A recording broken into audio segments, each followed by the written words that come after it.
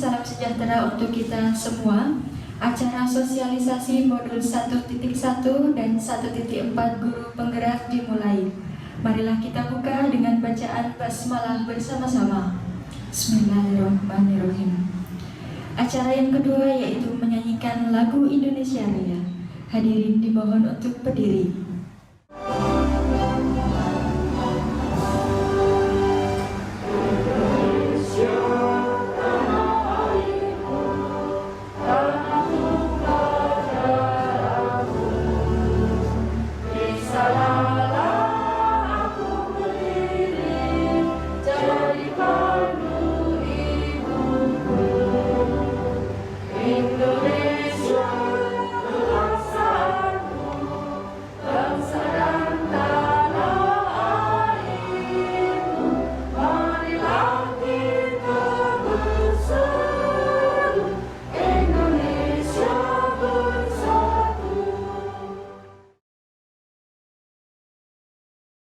Penggerak ini sangat banyak manfaatnya Bapak Ibu untuk karir dan juga untuk pengajaran agar kita terbuka, selalu mengabdikan diri, selalu bersemangat untuk memberikan sesuatu yang bermanfaat bagi siswa agar siswa itu berkualitas yang baik dan unggul. Karena kita dituntut untuk SMK itu adalah SMK yang memberikan suatu terobosan yang sangat teknokrat, SMK yang teknokrat, SMK yang entrepreneur itu haruslah memberikan terobosan-terobosan mengikuti zaman. Makanya di sini nanti akan diberikan, saya tidak akan memberikan secara jelas, biar nanti Ibu Sarjiati, Bu Emi dan Ibu Tivi yang memberikan, cuma saya memberikan. Karena apa? Ya teman-teman semuanya, calon guru penggerak ini adalah diproyeksikan ya, diproyeksikan untuk menjadi pemimpin masa depan. Itu sudah dilaunching dari awal ini. Proyeksinya adalah menjadi pemimpin masa depan, dan saat ini itu sudah dibuktikan. Kalau dulu kan masih wacana, poyo kan gitu. Tapi sekarang sudah dibuktikan oleh kementerian, itu komitmen itu sudah dibuktikan. Saat ini di Jawa Tengah yang dari Dikmen ya, SMA SMK itu alumni, jadi lulusan guru penggerak angkatan pertama itu mereka langsung kemarin diminta datang ke Provinsi Jawa Tengah ini untuk seperti Mas Yanto untuk diproyeksikan jadi kepala sekolah langsung tanpa tes.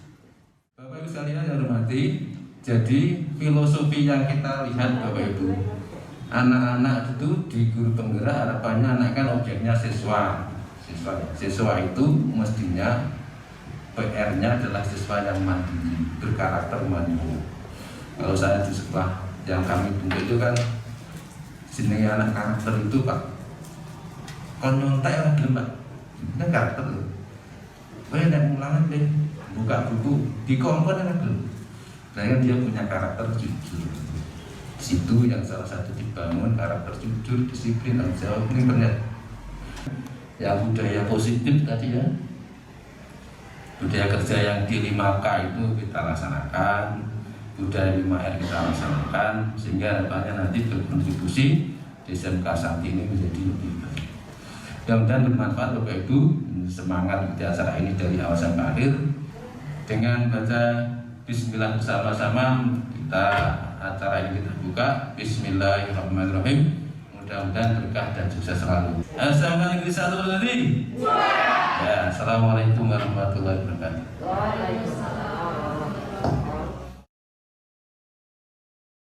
Program Sekolah Penggerak merupakan upaya untuk mewujudkan visi pendidikan Indonesia dalam mewujudkan Indonesia maju yang berdaulat, mandiri dan berkepribadian melalui terciptanya pelajar Pancasila. Baik, program pendidikan guru penggerak ini merupakan fokus dalam pengembangan hasil belajar siswa secara holistik yang mencakup kompetensi literasi, numeralisasi, dan karakter dengan diawali adanya SDM yang unggul. Nah, Bapak Ibu yang berbahagia, pagi ini akan dipandu oleh guru penggerak kita yang akan diawali oleh Ibu Vivi Nur Azizah dari guru DKV, kemudian Ibu Emi Nur Cahyaningsih dari guru OTKP, dan yang ketiga Ibu Sarjiati dari guru OTKP. Marilah kita sambut dengan tepuk tangan yang meriah, Bapak Ibu. Aksi nyata pengimbasan dari program pendidikan guru penggerak, di mana tujuan utama yang kami harapkan adalah mampu mewujudkan profil pelajar Pancasila dan Merdeka Belajar yang kami pelajari dari modul filosofi pendidikan Ki Hajar Dewantara, nilai dan peran guru penggerak, visi guru penggerak, serta budaya positif di sekolah. Pengajaran adalah bagian dari pendidikan.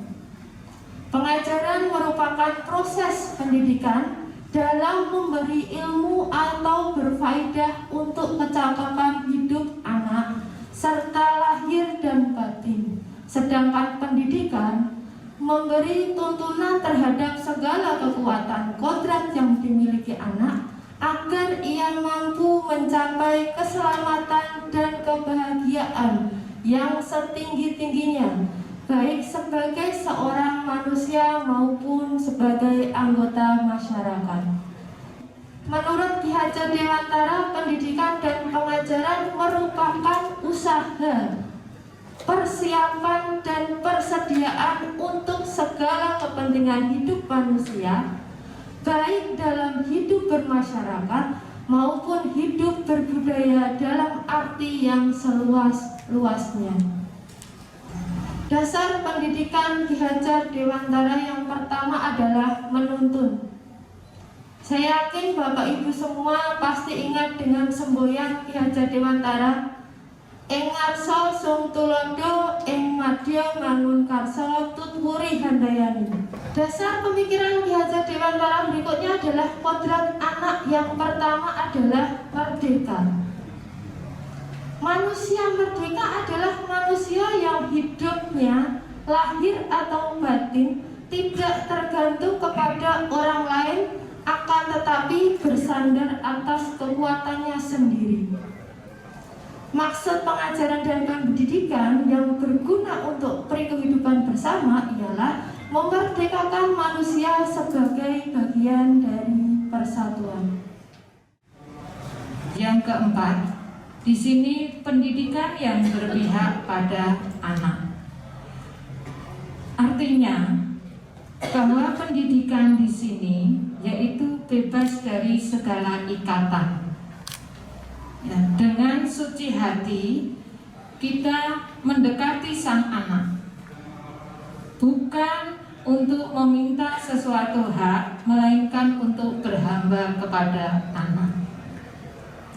Itu jadi di dalam berpihak kepada anak kita bukan 100% kita apa yang anak lakukan kita dukung, kita turuti, itu bukan. Tetapi di sini dengan rasa kita mendekati sang anak dengan bukan meminta sesuatu hak, melainkan untuk berhamba kepada sang anak. Pokok pendidikan terletak di dalam pangkuan Bapak Ibu, karena hanya 2 orang inilah yang dapat berhamba pada sang anak dengan semurni-murninya, dengan seikhlas-ikhlasnya, sebab cinta kasih kepada anak-anak boleh dibilang cinta kasih tak terbatas. Jadi kalau kita dengan anak kita, dengan anak didik kita, dimohon kita bisa dengan cinta kasih sayang tulus kepada anak kita tanpa ada pamrih apapun.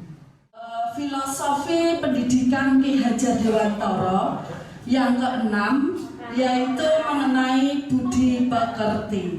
Ya, budi pekerti ya ini merupakan watak atau karakter.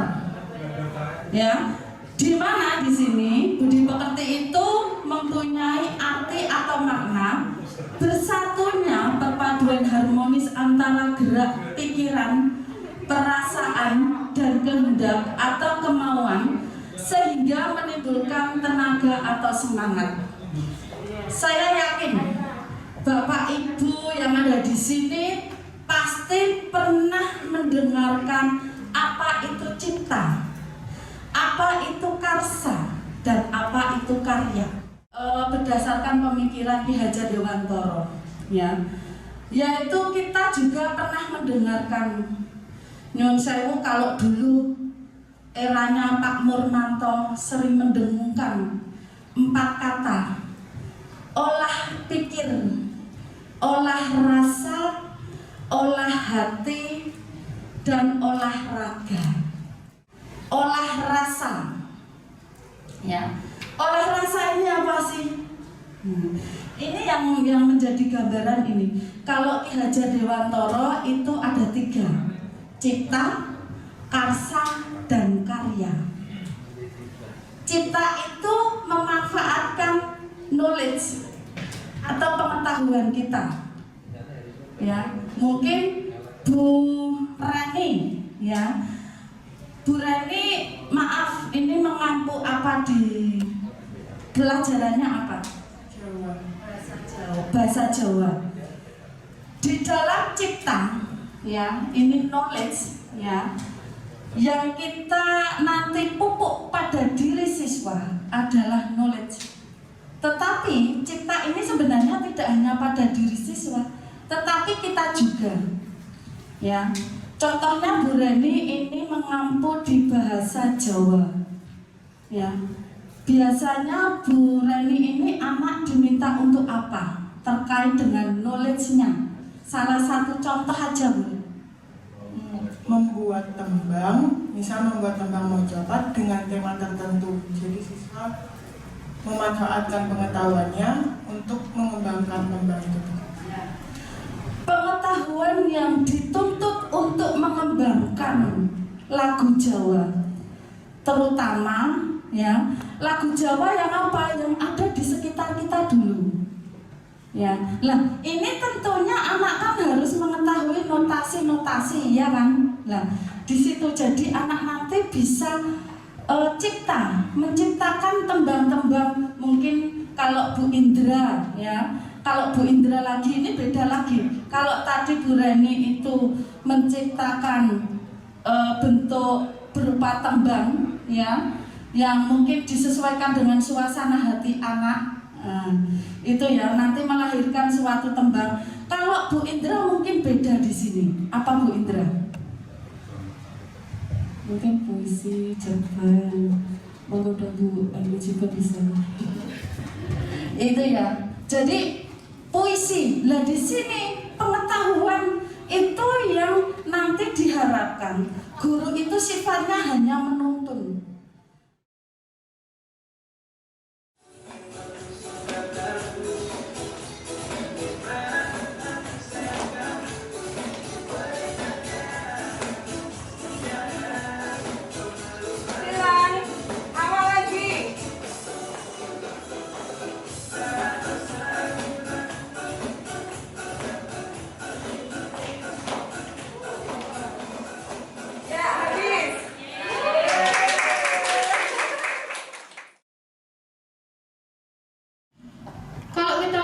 Budaya positif atau ekosistem positif ini masih sama dengan seperti yang tadi disampaikan oleh Bu Eni.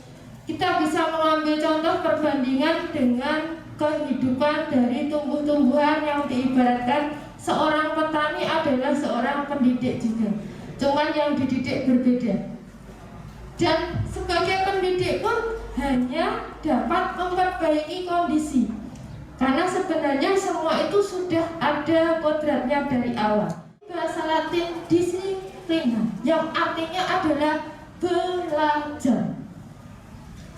Disiplin diri membuat orang menggali potensinya menuju sebuah tujuan, apa yang dia hargai. Nah, disiplin positif di sini adalah bertanggung jawab terhadap apa yang dilakukannya, karena mereka mendasarkan tindakan mereka pada nilai-nilai kebajikan universal. Dan juga mempelajari bagaimana cara mengontrol diri dan bagaimana menguasai diri untuk memilih tindakan yang mengacu pada nilai-nilai yang dihargai. Dan sebagai pendidik, disiplin positif itu akan menciptakan anak-anak yang memiliki disiplin diri sehingga mereka bisa berperilaku dengan mengacu pada nilai-nilai kebajikan universal dan memiliki motivasi intrinsik bukan ekstrinsik. Semua yang kita lakukan adalah usaha terbaik kita untuk mendapatkan apa yang kita inginkan. Ketika kita mendapatkan apa yang kita inginkan, sebetulnya saat itu kita sedang memenuhi satu atau lebih dari satu kebutuhan dasar kita. Ya. Jadi kebutuhan manusia itu pada dasarnya yang pertama cinta kasih. Terus yang keempat kebebasan, kita juga butuh, ada kalanya kita juga pengen bebas, pengen refreshing.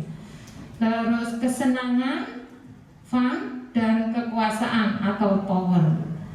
Ketika seseorang murid melakukan suatu perbuatan yang bertentangan dengan nilai-nilai kebajikan atau melanggar peraturan, hal itu sebenarnya dikarenakan anak tersebut ingin memenuhi kebutuhannya. Seperti itu, Bu. Posisi yang ketiga yaitu sebagai teman. Nih, ini banyak ya, Bapak Ibu guru. Pasti ini juga posisinya juga sekarang sudah di teman ya, Bapak Ibu. Anak ibaratnya teman kita. Nah, di sini apa? Guru pada posisi ini tidak akan menyakiti murid. Ya, tidak akan menyakiti murid, namun akan tetap berupaya mengontrol murid melalui persuasi. Restitusi, apa ini? Proses menciptakan kondisi bagi murid untuk memperbaiki kesalahannya sehingga mereka bisa kembali pada kelompok mereka dengan karakter yang lebih kuat. Restitusi merupakan proses kolaboratif yang mengajarkan murid untuk mencari solusi, ya, untuk masalah dan membantu murid berpikir tentang orang seperti apa yang mereka inginkan dan bagaimana mereka harus memperlakukan orang lain. Ini yang dimaksud dengan disiplin yang disampaikan oleh Bu Vivi di depan.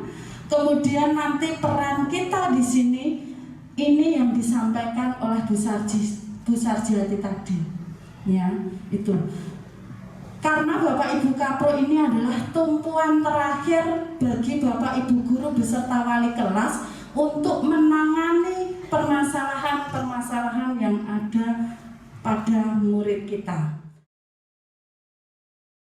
Kemudian untuk budaya-budaya positif yang ingin saya berikan pertanyaan adalah untuk budaya positif, salah satu persamaan di Finlandia dengan yang sedang kita galakan di sini adalah melalui teks, yaitu kalau saya menyimpulkan adalah melalui literasi. Nah, sebagai guru penggerak, adakah program aksi nyata mengenai untuk guru penggerak berdasarkan aksi nyata untuk program literasi khususnya yang bisa kita langsung implementasikan di sekolah kita di SMK Negeri 1 Purwodadi. Mohon maaf untuk pertanyaannya saya singkat, tetapi saya tadi bisa menyimpulkan dan sangat mengapresiasi untuk ibu-ibu semuanya. Terima kasih, sekian dari saya. Wassalamualaikum warahmatullahi wabarakatuh. Untuk modul yang pertama, ini terdiri seperti yang kami sampaikan tadi, ada 4 modul. Dan itu terkait dengan filosofi KHD dan budaya positif.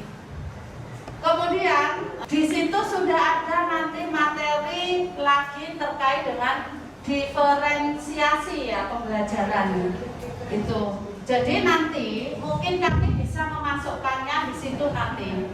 Jadi memang bertahap, makanya di sini kami sampaikan kepada rekan-rekan kalau bertanya apa tahu untungnya ikut guru penggerak, itu tergantung niat kita.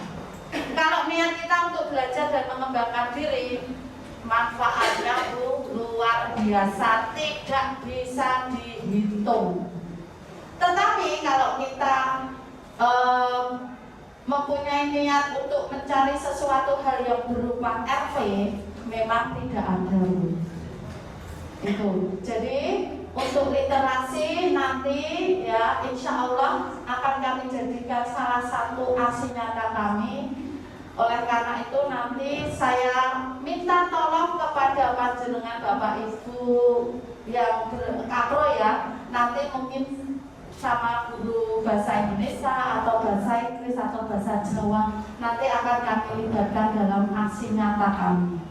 Itu di setiap modul pasti ada aksi nyatanya, dan nanti mudah-mudahan kami bisa membawa inspirasi panjenengan, dan saya ucapkan terima kasih sekali karena ini adalah masukan buat kami ya terkait dengan literasi. Itu kemarin sebenarnya kami ingin membuat majalah dinding dengan anak nanti menugaskan anak dalam kelompok itu satu kelompok sekali dalam seminggu untuk membuat cerita perjalanan selama dia dalam satu minggu itu berapa amal kebaikan yang Anda buat untuk diri Anda, orang lain, orang di sekitar kalian, lingkungan di sekitar kalian. Itu Bu Indra. Keberhasilan kita itu tidak semua, tidak apa-apa. Kalau yang satu gagal, berarti bukan di sini takdirnya dia, bukan di sini garisnya dia. Nah saya begitu. Tapi mungkin dari guru penggerak punya cara sendiri, dan ayo tetap di sekolah tapi tercapai semua yang kita inginkan gitu. Terima kasih. Assalamualaikum warahmatullahi wabarakatuh. Ini yang namanya kolaborasi, Bu. Kolaborasi di mana? Satu, kita mempunyai peraturan akademik, tetapi peraturan itu melibatkan anak nggak ada waktu membuat. Kalau melibatkan, seberapa besar anak itu keterlibatannya? Itu Bu. Ya, ini kembali keyakinan kelas tadi. Kalau keyakinan kelas itu berlaku buat kita di dalam kelas, tetapi sekolah pun juga harus punya keyakinan sekolah. Sehingga keyakinan kelas itu pun harus disosialisasikan juga kepada orang tua. Ya. Disosialisasikan ya, karena apa? Anak itu kalau hanya diberi buku itu apa dibaca atau Bu? Atau disampaikan pada orang tua atau Bu? Adakah orang tua yang bertanya, "Nak, ini buku apa?" Terus membaca, apa sampai segitunya? Enggak kan?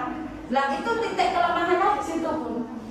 Kita menerapkan strategi apapun, kalau tidak ada kolaborasi di dalamnya antara BK, kepala sekolah, dua kesiswaan itu loh yang mari kita bentuk sistem.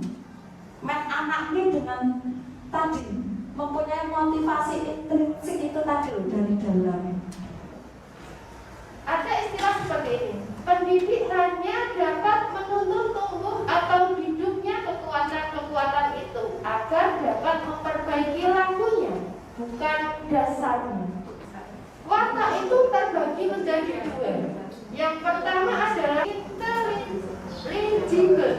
Ternyata itu adalah bagian yang berhubungan dengan kecerdasan angan-angan atau pikiran serta dapat berubah menurut pengaruh pendidikan atau keadaan. Jadi ada bagian dari watak manusia itu yang dia bisa berubah ketika dia mendapatkan pendidikan dan pengajaran. Berubah itu karena apa?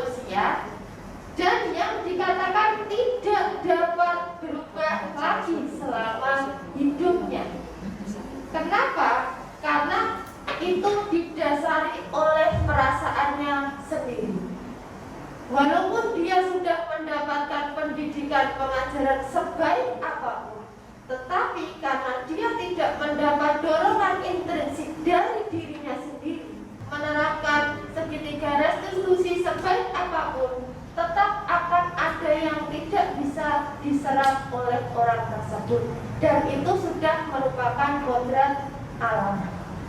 Sehingga kalau kita mau menyalahkan, siapa yang disalahkan? Itu adalah kembali ke pribadinya masing-masing.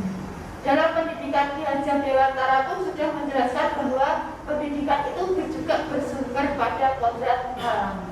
Saya yakin Bapak Ibu semua sudah berjuang sebaik apapun. Ketika kita menjumpai sebuah kendala atau apapun, itu juga karena tidak semua hal bisa kita atur dengan sendirinya.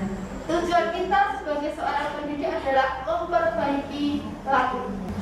Dan ketika kok sampai nanti tiba di akhirnya anak itu harus drop out atau keluar, keyakinan itu sudah keluar dari semua belah pihak. Karena apa? Kemarin pun kalau saya sendiri juga ikut ambil di dalamnya. Saya juga ketemu dengan anaknya, ketemu dengan orang tuanya. Dan itu ketika dia keluar, itu adalah sudah keputusan yang terbaik yang dia pilih sendiri. Karena dia mempunyai kebutuhan biologis yang tidak dapat dia penuhi di sekolah ini. Demikianlah sosialisasi pada pagi hari ini berjalan lancar dari pagi sampai akhir. Izinkan saya untuk membacakan kesimpulan pada sosialisasi pada pagi hari ini.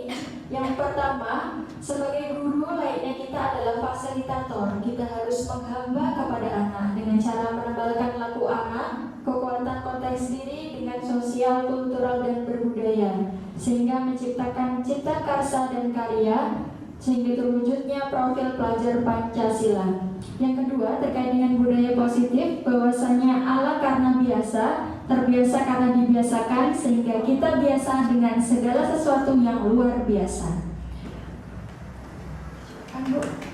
Baik, terima kasih atas antusias dari Bapak Ibu, pertanyaan yang sudah diberikan. Saya cukupkan. Wassalamualaikum warahmatullahi wabarakatuh.